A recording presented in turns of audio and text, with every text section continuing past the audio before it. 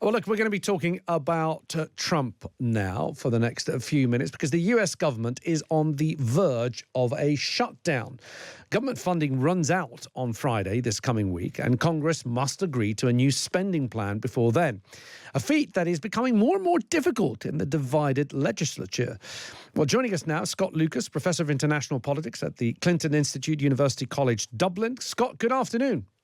Very good afternoon to you, Alexis. Scott, can you explain to those of us not too familiar with the US system why all of a sudden a government like Donald Trump's, which is sort of steamrolling ahead since he took office on January the 20th, is about to be ground to a halt?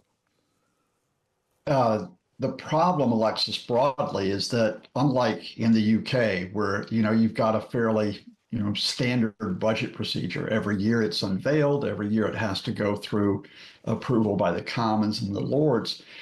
You no longer have that annual budget approval in the US, in part because of polarization between Democrats and Republicans, in part because of the chaos, the way that Trump runs the country. So what you have instead is you have a series of what's called continuing resolutions, and that extends funding for a few months. In this case, the proposal, if it passes before the deadline on Friday, would extend funding until September. But the problem, in terms of why we're running so close to the wire, is that we may not get this budget approval on Friday, starting with divisions within the Republican camp. The House and the Senate, Republicans differed over whether there was going to be one great, big, beautiful bill, as Trump called it, which would have their proposals regarding migrants and asylum seekers, regarding drill, baby, drill over energy, have tax cuts as well, or whether you broke those up into separate bills. And then once that was finally resolved at a very late point, you have some Republicans who still think that the proposed budget does not cut enough in government spending. You have other Republicans who are worried, quite rightly, that the budget actually cuts in key areas. For example, for the first time in decades, significant cuts to Medicare and Medicaid. And then you have other Republicans who are quarreling over what's called a debt ceiling. And that is whether the US can increase the level of authorized debt, almost in effect maxing out the credit cards for Trump to spend money on his preferred projects, such as defense spending. So can Donald Trump not drive this through? I mean, I know that there are different factions of the Republican Party, but so far, Scott, we've seen no dissenting voices, or indeed very few, coming out of the Republicans. It seems that Donald Trump has full control of the Republican Party. Is that not the case?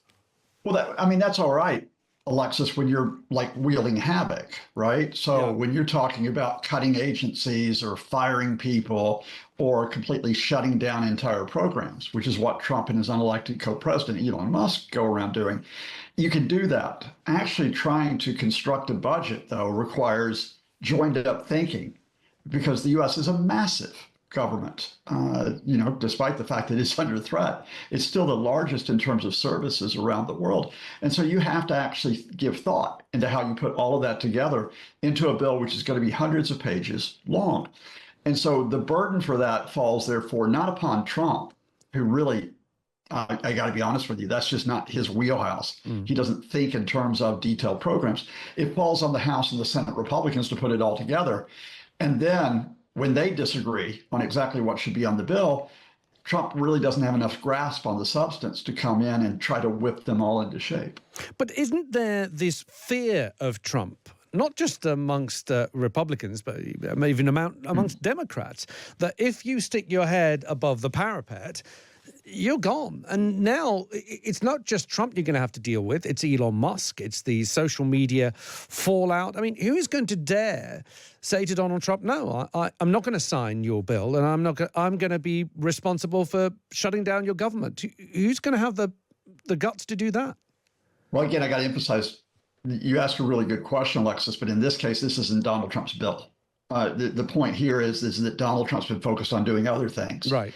And that this bill is actually coming from congressional Republicans themselves. So, Trump will fire off a tweet probably to say, pass the bill or don't pass the bill. And I think that's when your statement comes into play. But so far, Trump hasn't really been coherent on what he wants in terms of a budget.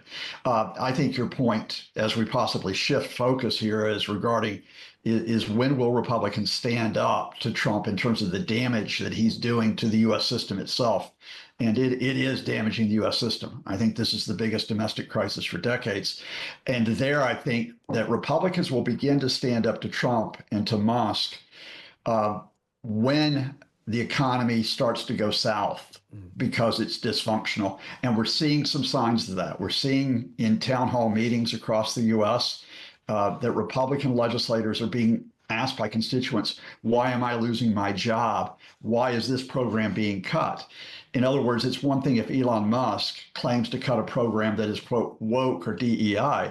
It's another when it's a program that actually has Republican voters who are employed as part of making that program work. Scott, tell us a little bit about this cabinet meeting. Apparently there was a shouting match between Elon Musk, Marco Rubio, Pete Hegseth, a shouting match that Donald Trump allowed to continue for about 20 minutes or so before he intervened. Yeah, and this again is where all the headlines of the Trumpists, we're going to make government do what we want to do, when it runs into reality. The specific point of contention between the cabinet secretaries, such as the Secretary of State Marco Rubio, the Defense Secretary Pete Hegseth, is regarding the power to hire and fire employees. Now, Musk has taken that on himself. He's done it, first of all, by issuing dismissals of, to thousands of employees, and by sending out these mass emails, the infamous list 5 things that you've done today, or that's it, you're out the door. And what Hegseth and Rubio and other cabinet heads are saying is, no, we're the ones who decide on hiring and firing, not this guy, swinging a chainsaw around. It really comes down to that Musk recognizes no rules. He recognizes no one's authority except his own. And even in Trump land, the cabinet secretaries like to think that they still have some type of power that isn't just unsettled by the day-to-day chaos of Musk and his social media approach. How was it resolved? Who did Trump back in the end? Trump backed the cabinet secretaries. That was interesting. And that I think was, that we have this idea of Trump and Musk working in tandem, and they have worked together. But I think Donald Trump has a sense that he's got to have the support, or at least the nominal support, of some of his cabinet secretaries. He can't fire them all.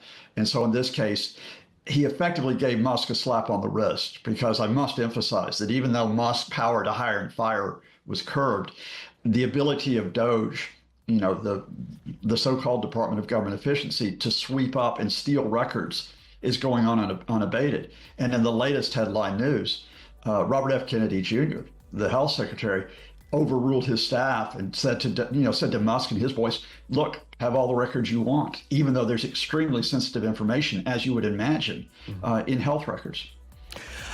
Scott, as always, good to speak to you. We will keep a close eye, of course, on that possible government shutdown happening by the end of next week. Scott Lucas there, Professor of International Politics at the Clinton Institute, University College Dublin.